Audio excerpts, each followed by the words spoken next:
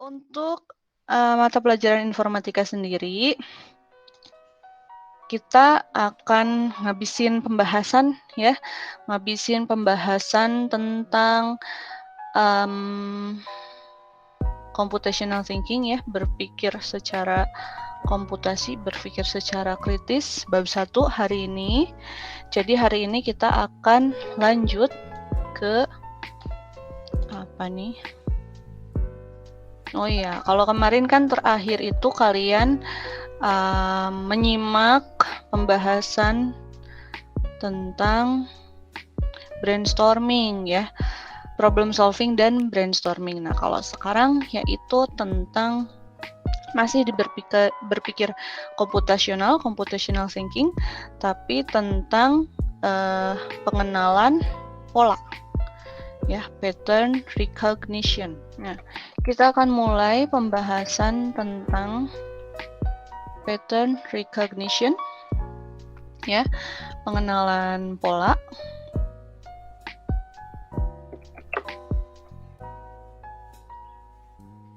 Nah, ini adalah materi kita hari ini ya, salah satu materi kita hari ini. Mudah-mudahan beres. Hari ini kita membahas tentang computational thinking. Oke, yang pertama,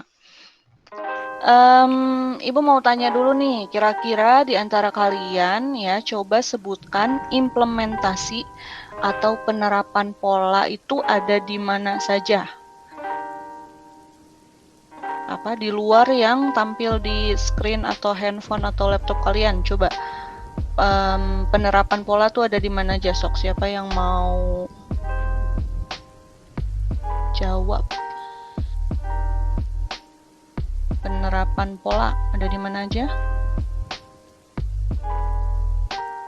Pola atau pattern ada di mana saja? Pola apa aja, bebas. Ayo, silakan dijawab. Aku panggil ya. Aldin. Aldin tahu pola, Aldin?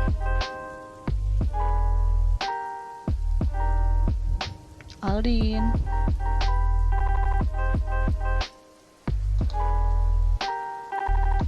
Aldin. Aldin AFK. Januari. Iya, Bu. Oh, ada. Aldin. Aldin, kalau menurut Aldin pola di dunia nyata ada di mana aja? Kurang tahu. Kurang tahu. Aldin nggak pernah pola apa gitu. Kalau pattern? Kurang tahu, Bu. Kurang tahu. Oke, Januari? Kurang tahu, Bu. Kurang tahu. Siapa lagi yang mau bicara tentang pola? Pola, pattern. Bebas ya, ini di dunia nyata apapun ya. Masih secara umum. Ayo, siapa yang mau jawab? Syahril? Ramzi, Bu. Ramzi, silakan. Pola hidup sehat. Pola hidup sehat. Nah, pola hidup sehat misalnya apa nih, Ramzi? Misalnya, Bu, banyak bangun pagi itu sama olahraga teratur. Oke, iya. Ya itu termasuk ya. Maksudnya pola atau pattern ini berarti kan satu urutan ya, satu struktur di mana misal contohnya kalau pola hidup sehat katanya bangun pagi dan melakukan olahraga gitu ya. Terus yang paling sering kalian melakukan misalkan pola hidup makan 4 sehat 5 sempurna, itu juga sama ya. Pola hidup sehat juga, yaitu apa aja? Kan sudah ada terstruktur. Apa aja sih pola hidup sehat 4 sehat 5 sempurna tuh? Pertama harus ada proteinnya, ada karbohidratnya ya, ada vitaminnya, kemudian yang terakhir nanti ada kalsium ya dari susu seperti itu. Atau pola juga kalau di baju kan ada pola ya, maksudnya pola baju, pola pakaian secara umum ya, bukan ke fashion atau seni itu. Yang pasti kalau baju harus ada 2 tangan ya? Ya. Manusia secara umumnya kan tangannya ada 2, berarti ya pola bajunya itu harus ada lubang tangannya. Itu juga pola ya. Yang mana sebuah struktur umum ya atau urutan umum, prosedur umum yang dilakukan oleh banyakan orang gitu ya, umum secara general. Kemudian apalagi pola itu di handphone ya, handphone kalian ketika kalian mau masuk ke handphone ada pola atau pattern password ya.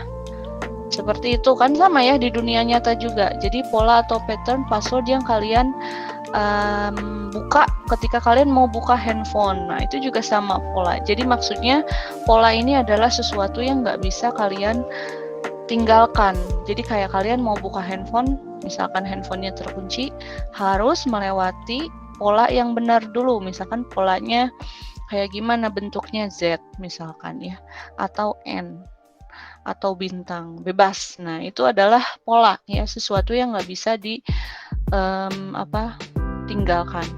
Kemudian di konteks mata pelajaran informatika BK ya, berpikir secara komputasi ini, pola ini juga sama ada ya.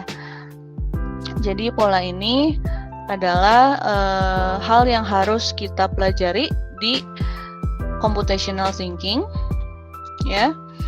Kemudian pengenalan pola adalah kemampuan untuk mengidentifikasi persamaan atau bahkan perbedaan tren keteraturan dalam data yang kemudian digunakan untuk membuat prediksi dan menyajikan data.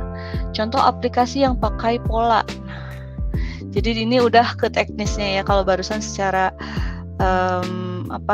umum kita tahu pola itu apa aja sih di kehidupan nyata ya yang konvensional. Nah ini kalau di pengenalan pola yang digunakan di aplikasi. Nah contohnya ada di machine vision (VM), vision machine.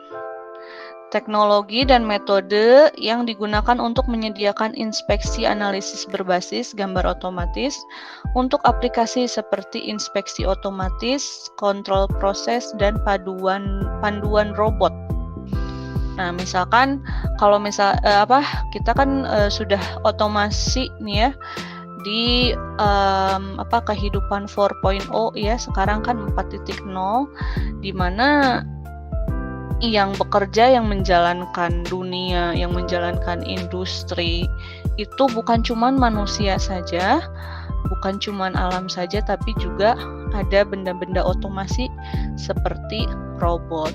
Nah ini machine vision-nya itu apa aja? Nah contohnya yang pertama ada pengontrolan proses industri ya, ini juga pakai pola. Pendeteksi nomor plat kendaraan pakai pola. Kalau misalkan kalian tahu ini enggak? CAPTCHA. Tahu CAPTCHA enggak? Yang suka browsing. Tahu ya CAPTCHA. Ya. CAPTCHA itu juga termasuk pola ya. Dia adalah satu gambar yang ketika kalian masukin, kalau misalkan sama dengan yang ada di gambar, itu berarti dia bisa mengenali bahwa kalian bukan robot ya. Itu. Kemudian apalagi contohnya wood quality inspection, final inspection of sub-assemblies, komponen gitu ya, engine part inspection, label inspection on products, checking medical device for defects, 3D model building, robot vision, surveillance, interaksi manusia dan robot. Nah ini ada macam-macam ya pola yang diterapkan di vision machine. Yang pertama tadi banyak ada untuk menjaga kualitas ya. Untuk menjaga kualitas ini contohnya produknya wood, kayu gitu ya. Kemudian assemblies, final inspection of sub-assemblies, jadi komponen-komponen untuk membuat hal misalkan kayak motor, kayak kulkas, kayak mesin cuci gitu ya, itu kan pasti ada assembliesnya. Nah itu juga bisa digunakan pola ya oleh vision machine sehingga bisa terdeteksi mana saja yang benar atau mana saja yang komponen yang termasuk dalam mesin tersebut. Kemudian checking medical device for defect. Jadi medical device yang defect. Misalkan defect itu rusak ya. Jadi misalkan ada medical device yang rusak, nah ini juga sama pakai pola. Terus 3D model building, fotogrametri. Nah ini juga sama ya, ada polanya. Untuk 3D model building gimana? Ada tuntutannya biar kita bisa bikin sebuah objek itu 3D. Nanti kalian belajar ya. Kemudian ada robot vision, ada surveillance, monitor penyusup, analisa trafik jalan tol dan lainnya. Mungkin yang kalian tahu sekarang yang sudah diimplementasikan kayak di kamera CCTV ya, terus atau ini nih, kalau kalian tahu di Jalan Soekarno-Hatta itu ketahuan kalau ada kendaraan yang ngebutnya lebih dari sekian kilometer kecepatannya, itu bakalan kena blitz lampu ya, yang ada di atas lampu merah. Jadi ngeblitz terus kelihatan plat nomornya seperti itu ya. Itu adalah contoh-contoh yang masuk ke machine vision. Nah, sekarang ini lanjut lagi ke computer vision. Hubungan computer vision dengan bidang lainnya. Nah, ini ada apa aja? Ada signal processing, proses sinyal, ada pattern recognition, contohnya kayak CAPTCHA, kayak pola handphone kalian. Kemudian image processing tuh contohnya yang dimana ya?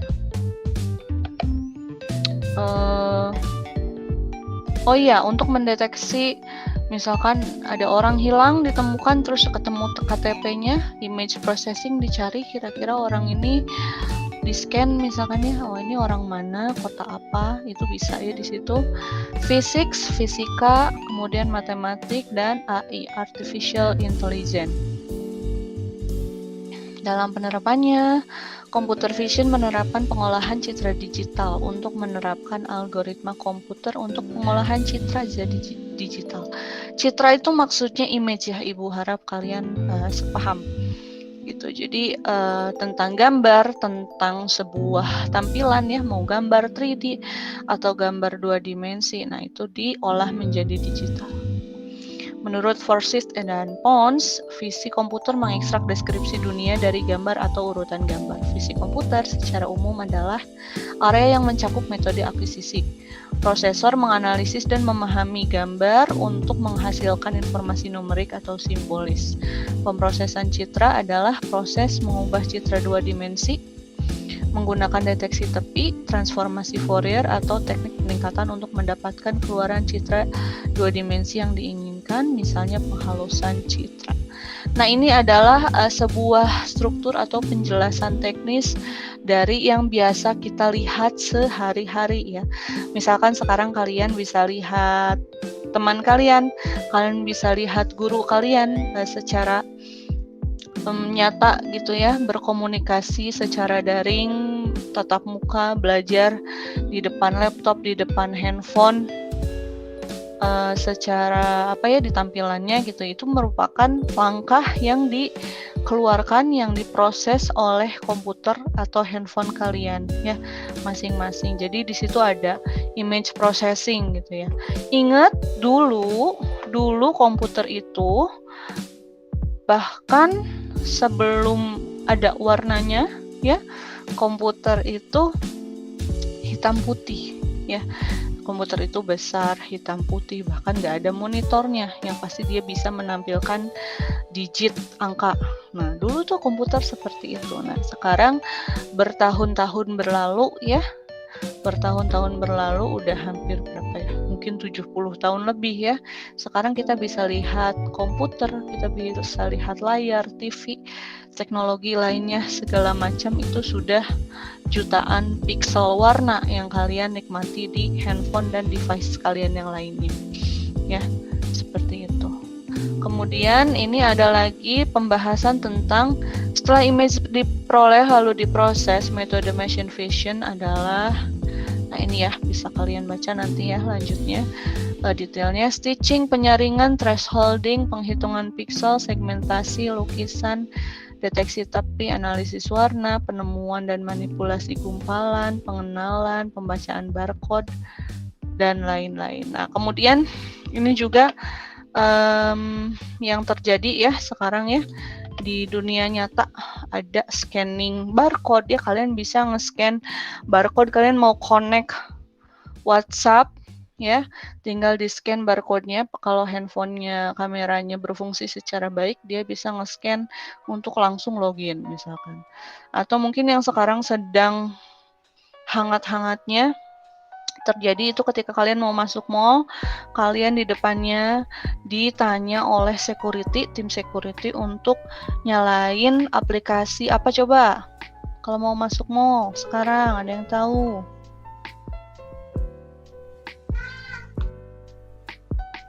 Aplikasi Silakan. Peduli Lindungi, Bu. Iya, Irfan, Peduli Lindungi ya. Nah, itu udah kalau di berbagai kota besar ya. Ibu nggak tahu kalau di Bandung apa udah semuanya apa belum.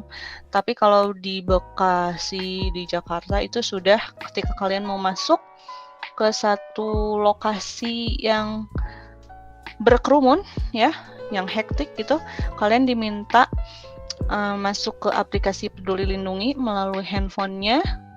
Terus nanti di-scan barcode yang ada di gerbang mall tersebut sehingga kalian tuh check-in. Statusnya di Peduli Lindungi itu ada di timeline kalian.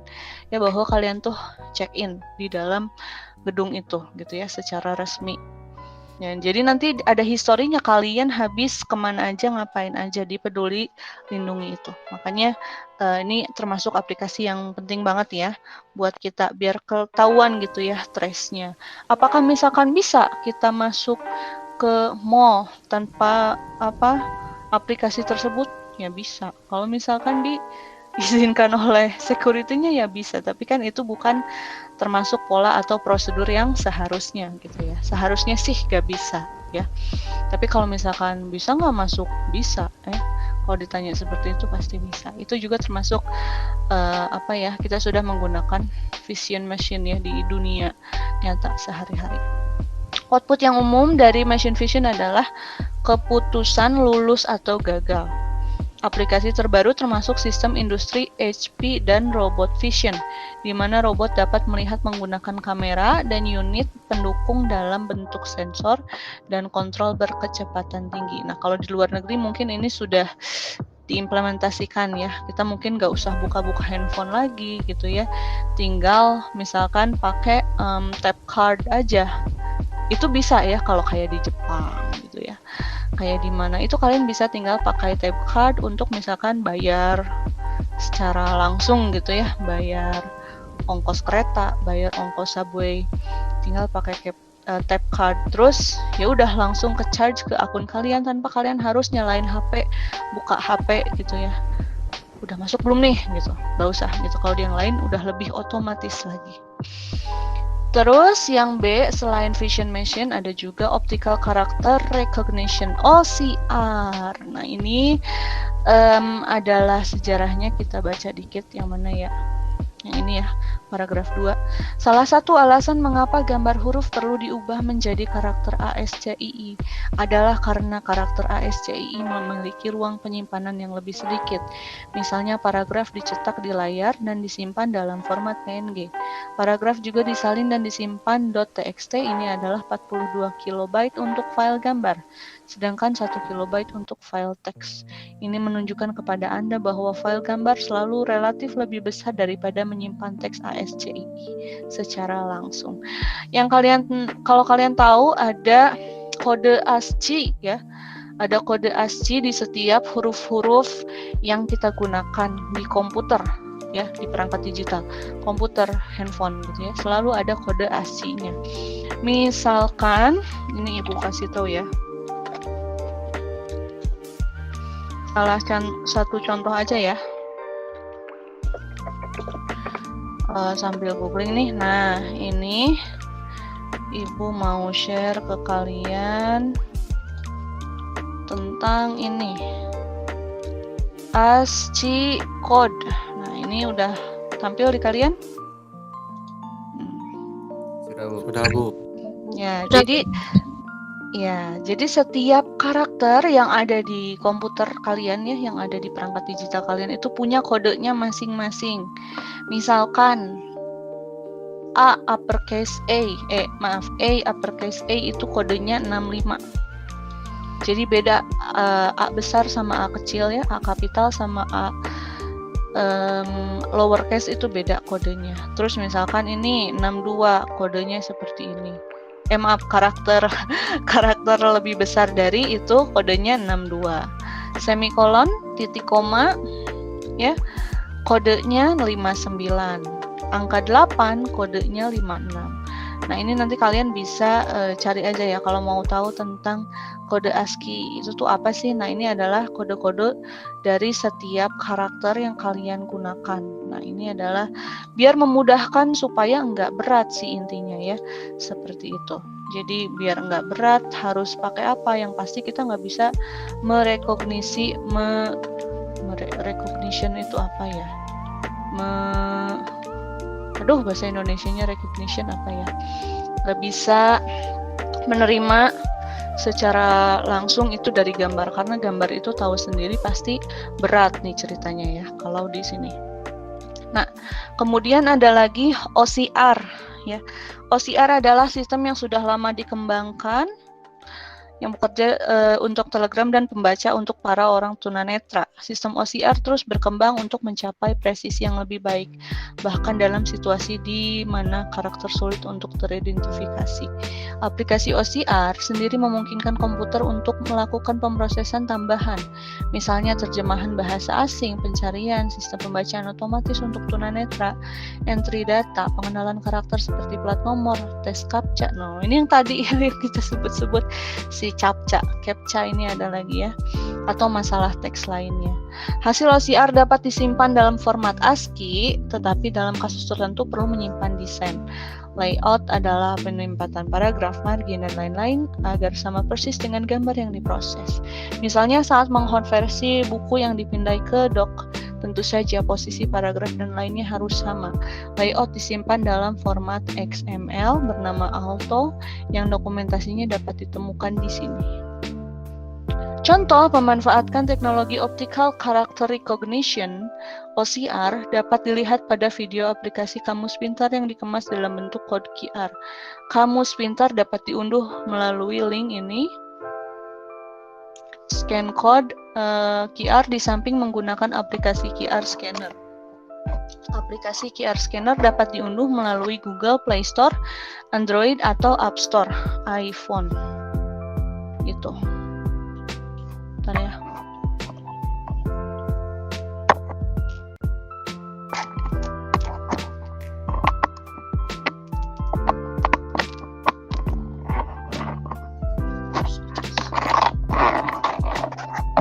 Oke, suara Ibu masih kedengeran?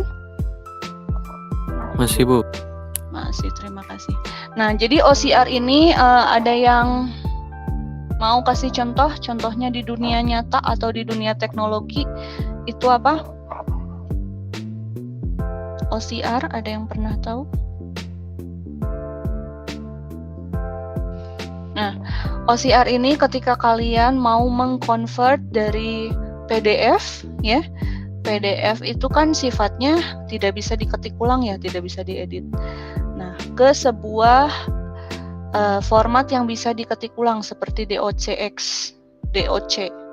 Nah, itu kita pakai OCR ya. Jadi dia merecognition M itu sebagai huruf M. Mungkin kalau kalian pernah baca novel ya, novel bajakan gitu ya, itu kadang Mari itu tertulis sebagai M, terus I, terus A, terus R, terus I. Jadi dikiranya Mari itu adalah N sama I ya. Jadi itu OCR-nya kurang tepat. Kalau ya nanti mungkin kalian beriring dengan berjalannya waktu kalian bisa tahu nih kira-kira apa aja praktek OCR yang diimplementasikan di dunia nyata gitu ya. Banyak banget ya. Terus apalagi ya OCR? Oh iya, kalau kalian tahu Google Lens? Tahu, Bu. Iya, Google Lens itu silahkan dicoba. Kalau misalkan kalian pakai Google Photos, kemudian udah beberapa lama si fotonya ada di Google Photosnya kalian, baik itu terupload secara online, terbackup atau tidak ke akun Google kalian ya, itu bakalan ketahuan. Misalkan kalian di screenshotan handphone kalian itu pernah nge-screenshot bukti transfer. Nah, bukti transfer itu kan biasanya ada nama banknya ya, BNI misalkan. Nah, itu ketika kalian cari ya di aplikasi Google Photos, itu bakalan ketahuan gambar mana yang ada tulisan BNI ya. Itu canggihnya sekarang. Beberapa tahun ke belakang sama sekali nggak ada ya. Jadi kalau kalian mau coba silahkan ya, kalian pakai Google Photos, kemudian buktikan sendiri bahwa mereka tuh bisa men-scan gitu ya sejauh itu. Terus Google Lens juga kalau kalian mau nyari foto ya, mau nyari gambar, itu tinggal di foto bentuk atau objeknya, terus nanti dia nyari di internet kira-kira ada yang mirip nggak, bentuk bunga seperti ini misal, bentuk serangga seperti ini, terus namanya apa gitu ya. Itu juga termasuk ke image recognition.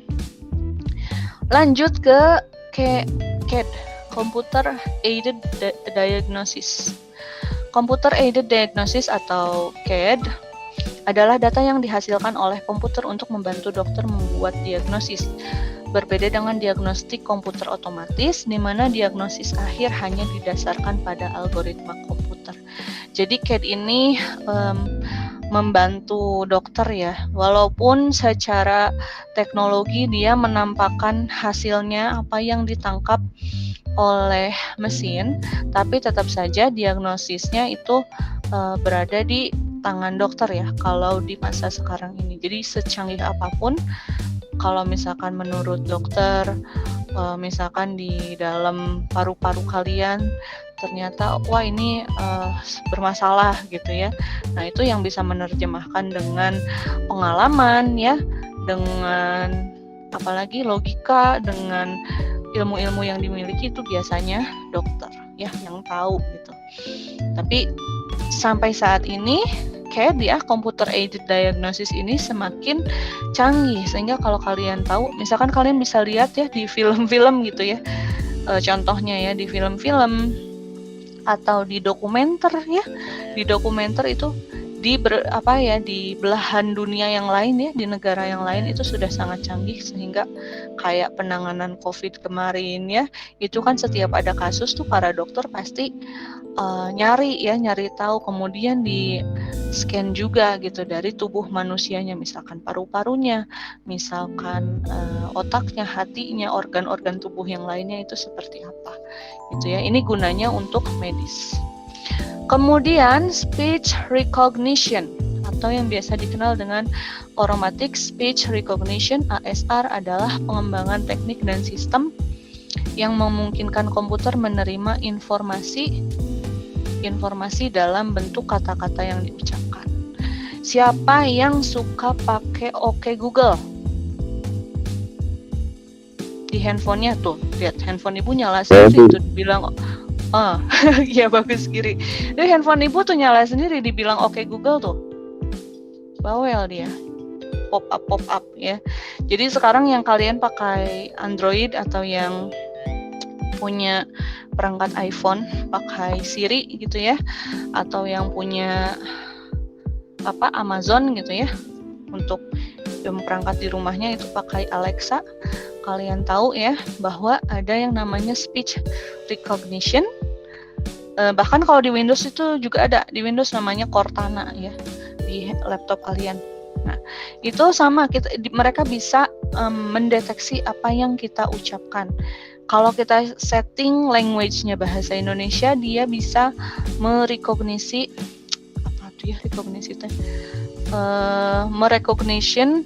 apa yang kita ucapkan. Misalkan kita bilang, "Oke Google, tampilkan Spotify." Itu handphone ibu nyala.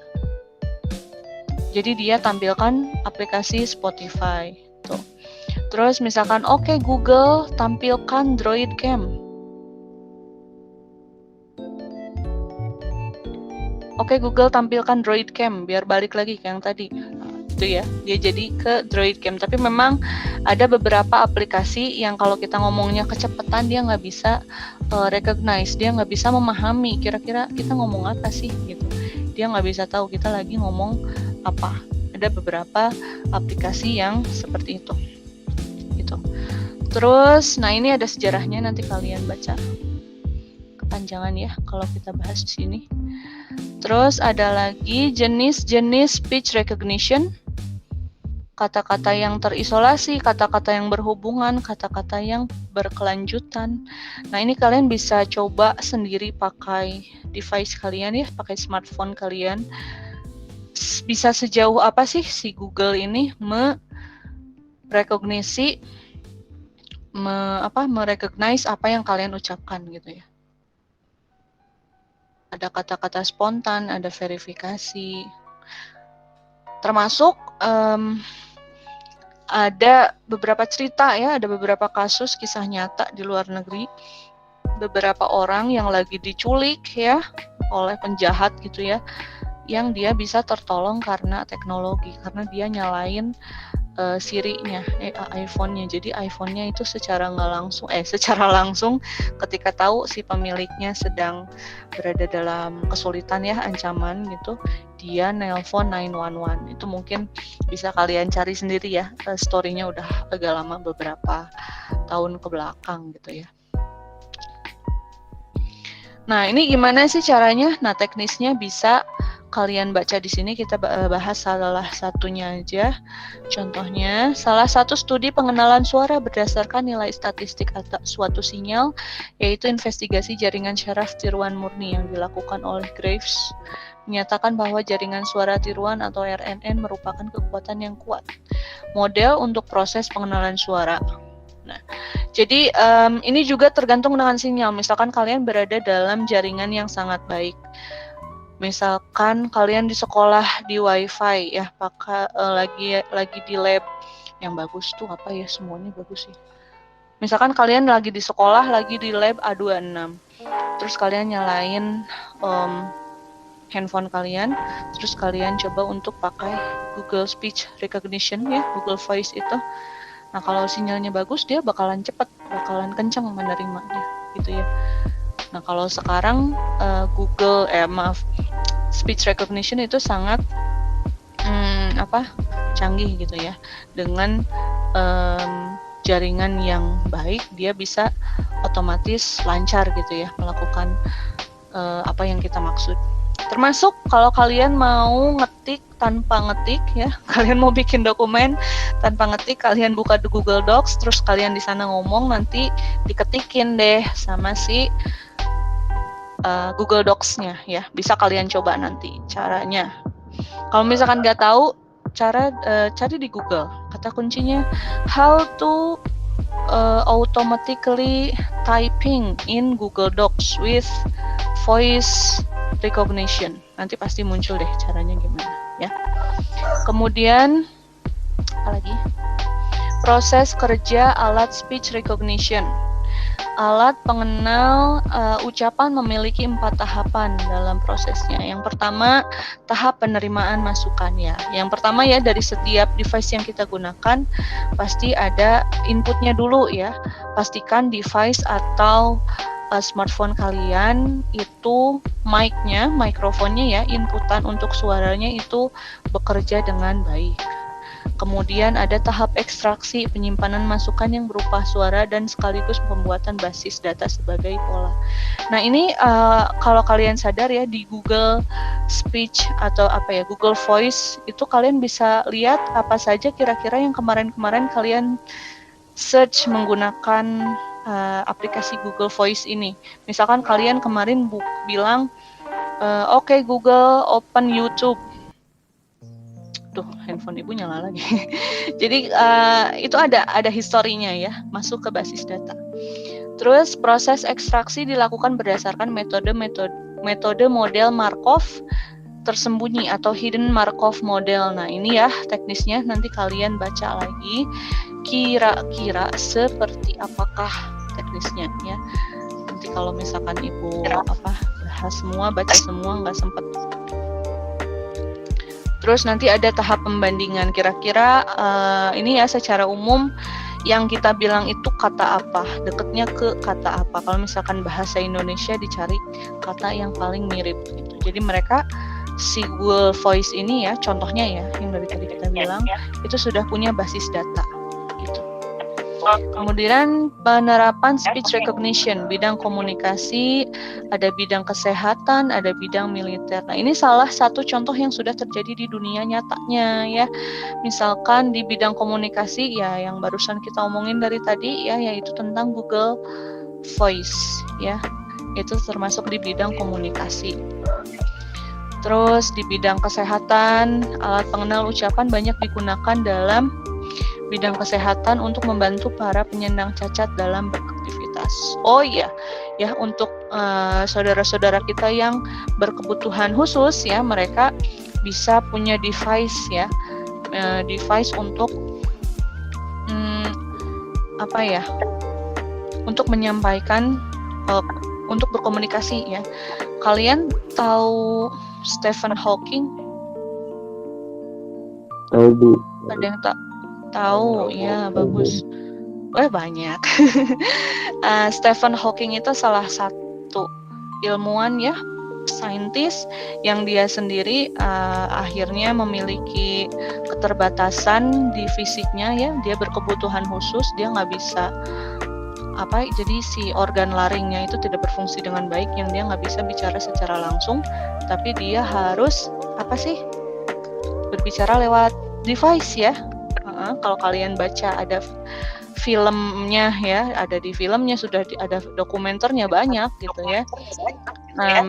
Si Stephen Hawking ini dia berbicara melalui speech recognition, dia bisa ngetik atau bahkan di sarafnya ya, dia mau ngomong apa itu si device-nya bisa langsung menyampaikan gitu. Kemudian di bidang militer, contohnya di pelatihan penerbangan, aplikasi alat pengenal ucapan dalam bidang militer adalah pada pengatur lalu lintas udara atau yang dikenal dengan Air Traffic Controllers (ATC) ya, yang dipakai oleh para pilot untuk mendapatkan keterangan mengenai keadaan lalu lintas udara seperti radar, cuaca, dan navigasi. Alat pengenal ucapan digunakan sebagai pengganti operator yang memberikan informasi kepada pilot dengan cara berdialog. Nah, ini di bidang militer juga ada ya. Pilot-pilot yang hari ini terbang ke sana kemari ya, menerbangkan pesawat, itu mereka berkomunikasi secara langsung ya dengan ATC menggunakan voice recognition yang sudah ada gitu ya. Jadi bisa berkomunikasi secara langsung. Ada device-nya gitu ya. Kesimpulan, speech recognition merupakan salah satu jenis biometric recognition, yaitu proses komputer untuk mengenali apa yang diucapkan seseorang berdasarkan intonasi suara yang dikonversi ke dalam bentuk digital print. Jadi bisa tertulis juga gitu ya. Di masa yang akan datang, tidak memungkinkan bahwa speech recognition akan banyak digunakan dalam melakukan segala aktivitas manusia, karena proses perintah melalui suara dapat lebih mudah dilakukan dibandingkan dengan penggunaan input kata secara manual. Ya, jangan-jangan nanti ke depannya kita mau buka pintu aja udah nggak perlu disentuh ya, tapi tinggal pakai suara, ada sensor ya. Seperti yang kalian tahu, sensor yang sekarang makin banyak itu contohnya adalah sensor lampu ya. Misalkan kalau ada beberapa lampu yang sudah otomatis kalau gelap dia nyala sendiri kayak lampu jalan. Kan nggak usah kita nyalain satu-satu ya. Sebandung gitu dinyalain satu-satu kan enggak ya. Itu sudah pakai sensor. Kalau dia tahu ini udah gelap dia nyala sendiri. Seperti itu. Kalau sensor. Kemudian yang kelima ada face recognition. Pada suatu pagi hari yang dingin, Markas Besar Kepolisian Republik Indonesia menerima foto seorang laki-laki yang menjadi buronan. Pencarian pun segera dilakukan hanya dalam hitungan menit. Alarm di control room menemukan lelaki yang mirip dengan ciri-ciri foto tersebut. Aparat pun langsung bergerak. Nah, ini contohnya ya, di facial recognition. kita tahu ya buronan-buronan ada di mana, ada di bagian kota apa di Indonesia, itu lebih cepat karena mungkin mereka teknisnya ketangkap kamera gitu sehingga bisa dikenali lagi di mana. Atau bahkan kalau di track ya, bukan pakai manusia diintainya, pakai mesin, itu bisa ketahuan juga dia lagi ada di mana. Cara kerjanya kayak gimana? Jadi dia mengidentifikasi dengan sistem biometrik. Sistem ini mengidentifikasi seseorang dengan fitur-fitur khusus pada tubuh maupun DNA yang membedakan satu orang dengan orang lainnya. Contoh identifikasi biometrik lainnya adalah fingerprint atau sidik jari, retina scanning, iris scanning, serta voice recognition. Oke, siapa yang bisa sebutkan face recognition yang sudah ada di sosial media? Saya Bu, Silakan. filter Instagram. Filter Instagram, betul ya. Di filter Instagram bisa ketahuan kan ya, secara umum wajah manusia itu seperti apa. Misalkan matanya ada 2. Kemudian nanti matanya bisa dikasih filter, bisa dikasih bulu mata misalkan ya sama pembuat filternya. Terus bagian bibirnya bisa dikasih lipstick seperti itu ya, filter Instagram. Bahkan sih wajahnya juga bisa di smooth sampai diperhalus sampai halus banget kelihatannya kayak lihat tepung gitu ya. Bisa. Betul ya. Terus kalau misalkan kalian pengguna Facebook, sadar atau enggak, Facebook juga bisa merecognize kalian, mengenali kalian. Nah, itu mengenali ya bahasa Indonesianya recognition. Facebook bisa mengenali kalian sehingga dia kadang nanya, kalau ada sebuah foto yang mirip kalian, terus dia tanya, "Is this you?" Kalau ibu udah sering sih karena banyak yang upload foto kan ya teman-teman. Jadi kalau is this you ya tinggal dicentang gitu. Terus apa lagi? Oh iya, di Google Photos. Google Photos juga sama, nggak kalah, bahkan lebih bagus ya daripada Facebook. Google Photos bisa mengenali foto-foto yang kita masukkan ke Google Photos ya. Misalkan kita ngupload foto kucing, ngupload foto alam, ngupload foto wajah. Kalau wajah itu dia udah bisa mengenali kira-kira wajah yang ini tuh siapa namanya, wajah yang ini siapa. Bahkan sampai foto bayi juga dia bisa ngenalin. Kira-kira waktu bayinya kayak gimana, terus udah gedenya kayak gimana, dia bisa ngenalin. Sama dia udah bisa ngenalin landscape. Kalau Google Photos ya lebih canggih lagi. Udah bukan face doang. Jadi dia bisa mengenali landscape. Kalau misalkan kelihatannya seperti langit, itu dia nanya, "Is this sky?" Gitu. Nah, kalau kita centang, dia bisa database-nya, datanya bisa masuk ke sistem Google, terus dia mengenali bahwa citra atau gambar yang kita upload ke sana itu adalah gambar dari sky gitu ya. Nah, kemudian ini ada 3 tahapan yang biasanya dilewati, yaitu detection, fingerprint creation, verifikasi atau identifikasi. Ini lanjut ke yang tadi ya, ketika mengenali seseorang yang menjadi buron ya, itu harus dideteksi dulu. Udah dideteksi ada fingerprint creation karena bisa saja satu orang dengan orang yang lain itu mirip ya, misalkan dengan adiknya dengan kakaknya itu bisa aja mirip. Nah, nanti mereka melewati tahap-tahap ini. Kemudian ada verifikasi dan identifikasi akhirnya. Perbedaannya apa, identifikasinya bagaimana gitu ya. Itu semuanya sudah ada algoritmanya di sistem yang sekarang sedang berjalan. Makanya kalian bisa menikmati berbagai teknologi face recognition ya. Salah satunya di Google Photos. Google Photos itu kan istilahnya gratis ya.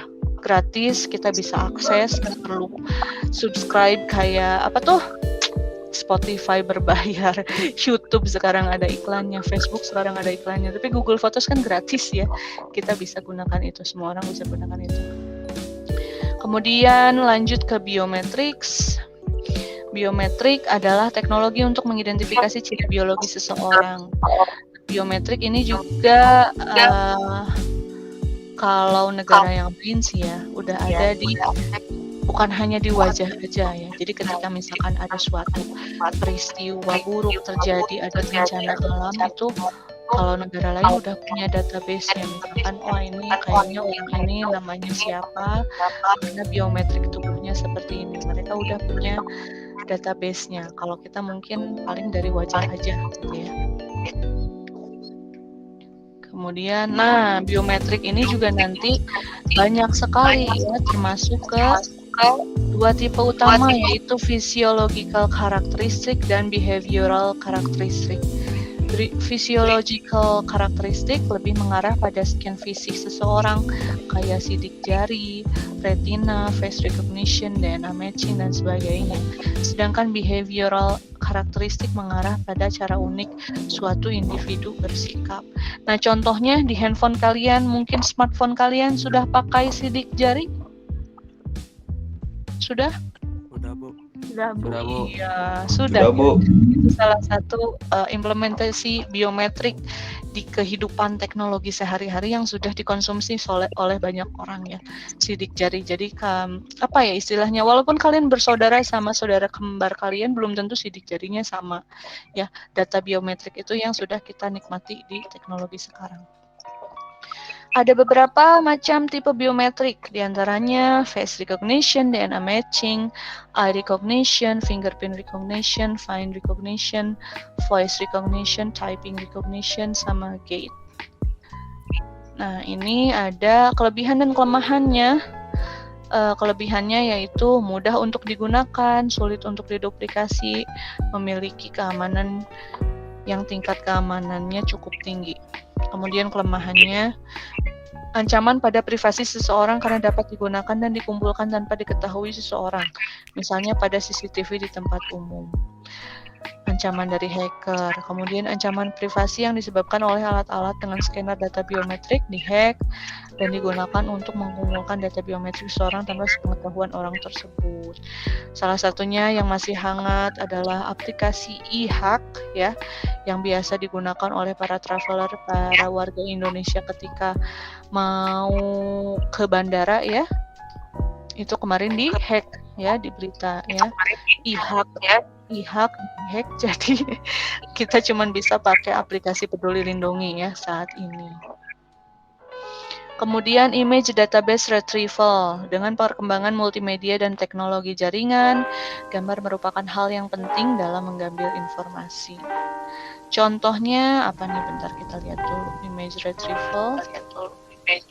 Oh iya. Fungsi dasar dari digital watermark. Nah, ini juga sama ya, kayak gambar-gambar atau karya-karya yang kalian lihat di internet.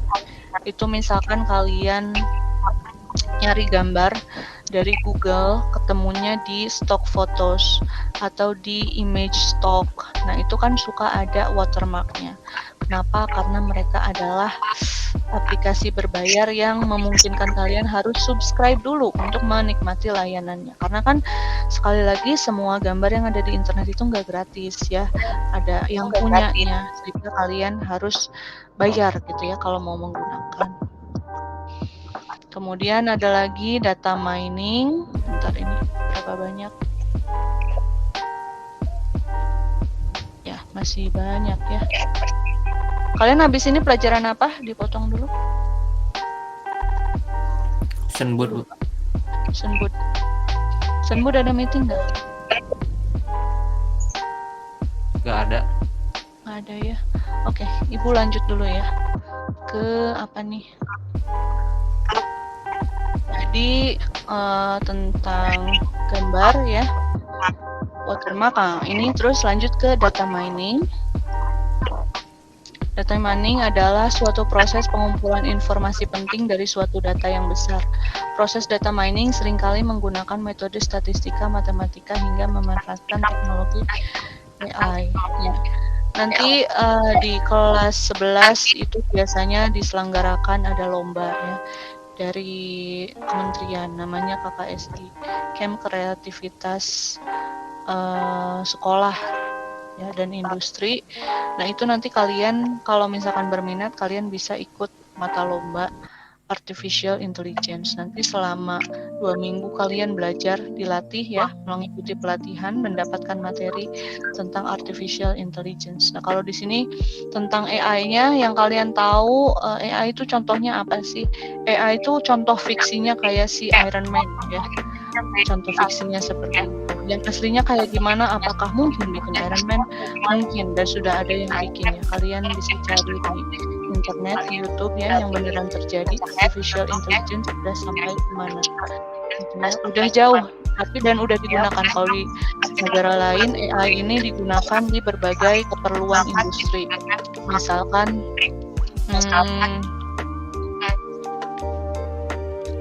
robot yang bisa mengenali kira-kira bibit mana yang harus ditanam ya di tanah itu. Ibu pernah nonton ya dokumenternya di di National Geographic. Itu di Jepang, petani-petani di sana sudah nggak nanam langsung pakai tangan gitu ya, pakai tangan ke tanah, sudah nggak, mereka udah pakai mesin. Dan karena mesin itu lebih rapi ya, jadi jaraknya itu kalau diminta 6 cm, 6 cm dia jarak ke bibit berikutnya di tanah berikutnya, seperti itu ya. Fungsi AI ya, artificial intelligence. Kemudian, nah nanti ini kalian baca aja tentang data mining, biar nanti ibu minta kalian ringkas ya tentang data mining, terus poin-poin apa saja. Nah, kita lanjut ke bioinformatics. Bioinformatika ilmu yang mempelajari penerapan teknik komputasional untuk mengelola dan menganalisis informasi biologi. Oh ya, ini contohnya yang sudah dilakukan di berbagai industri untuk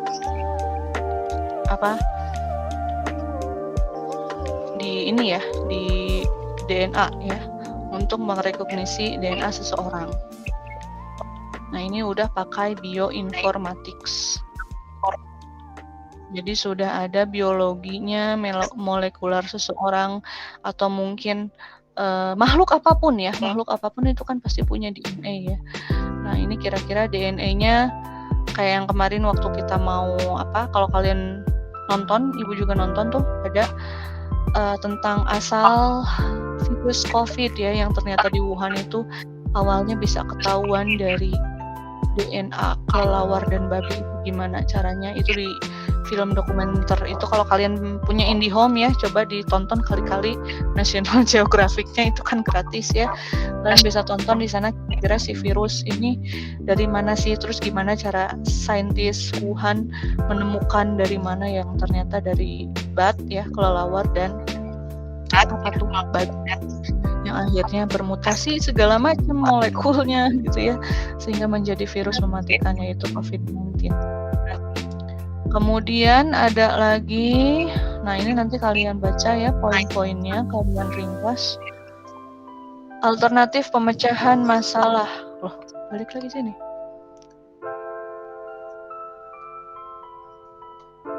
Oh iya, memang ya. Alternatif pemecahan masalah. Ini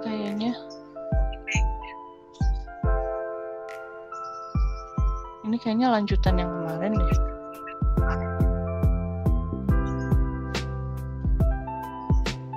Dari modulnya padahal, dari Kemendikbud ini modulnya.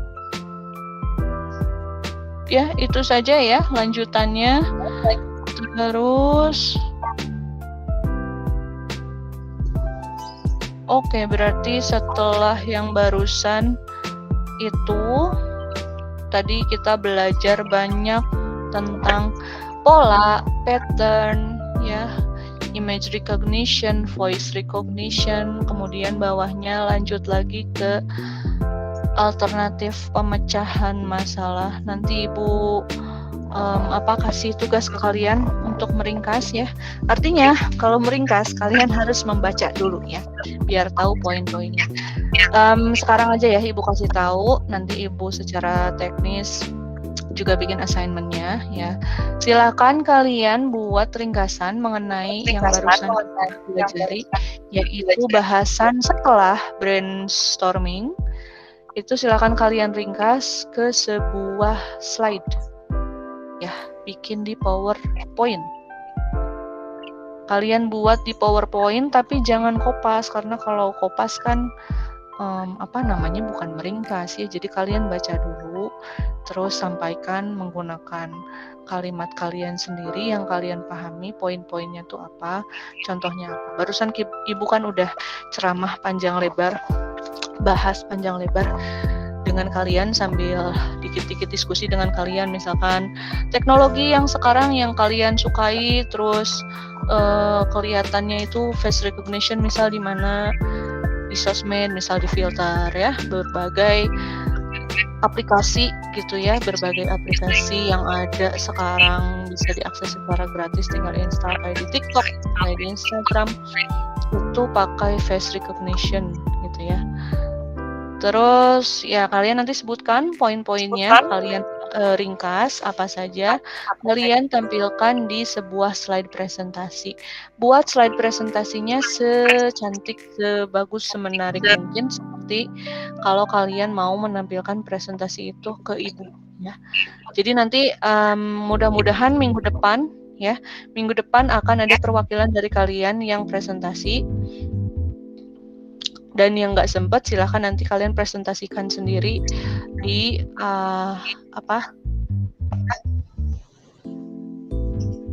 presentasikan sendiri pakai kayaknya nggak bisa deh itu kalau kalian belum punya akun Google sekolah ya. Ibu nanya, maaf. Udah punya akun Google sekolah belum? Udah, Bu. Oh udah, yakin? Akun Google sekolah, yakin? Udah punya? Sudah, Bu. Oh sudah. Gini, kalau kalian punya akun Google sekolah, masuk Meet itu pakai akun Google sekolah, jadi Ibu nggak perlu admit. Iya, baik, Bu. Ya. Jadi minggu depan kalian silakan pakai akun Google sekolahnya. Jadi kayak kalian mau subscribe Ibu juga boleh pakai akun Google sekolah. Jadi misalkan biar Ibu nggak muncul di akun pribadi kalian yang YouTube, nah boleh ya subscribe-nya pakai akun Google sekolah. Jadi kan kalau akun Google sekolah kan nanti kalian langsung tulisannya nama kalian ya gitu. Nah, nanti kalau di akun Google sekolah, kalian itu bisa melakukan Meet sendirian. Kalian bikin instant meeting ya di meet.google.com. Terus kalian bisa merecord diri kalian sendiri. Nanti udah kalian ngerekam diri kalian sendiri, sama si Google, si hasil rekamannya akan mereka kirim ke email kalian. Ya, sehingga kalian nggak perlu punya aplikasi perekam ya, tinggal direkamin sama Google aja asal kalian punya koneksi internet gitu ya. Nanti Ibu rinci teknisnya, pokoknya yang penting kalian silakan ringkas dan buat dulu rangkuman materi barusan ya. Boleh juga kalian quotes apa-apa yang barusan Ibu bicarakan. Oke, sampai sini ada pertanyaan? Oke, terima kasih banyak. Seperti biasa, nanti recordingnya akan Ibu share ke kalian atau titip ke Bu Rani. Semoga kalian sehat selalu. Mudah-mudahan kita segera bertemu di PTM, pertemuan tatap muka, biar Ibu bisa lihat bentuk kalian, bentuk siswa lagi ya. Wassalamualaikum warahmatullahi wabarakatuh. Waalaikumsalam. Waalaikumsalam.